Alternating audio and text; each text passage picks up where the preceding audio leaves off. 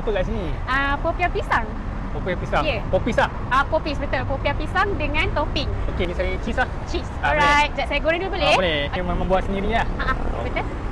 Balut sendiri. So kalau hari ni saya meniaga, hari ni lah saya balut. Tak kira frozen lah. Tak. Sehari boleh buat berapa banyak? 150 ke 200 pieces. Macam ni berapa lama dia ambil masa? Dalam 2 minit lah kita goreng. Api yang sedang, tak boleh api yang besar sebab kita nak kekalkan dia punya crispy tu.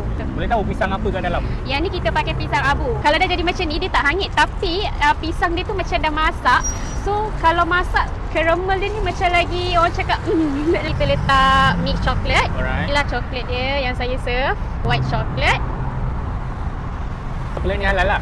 Halal. Saya pakai coklat jenama berry. Last sekali saya letak cheese lah. Okey. Semua orang akan dapat banyak macam ni lah. Ya, ni bukan dalam video je ya. Okay. Memang dapat banyak macam ni. So barulah puas customer makan. Tak coklat. Oh, ada lagi kat atas. Yes. So, ni dah siap.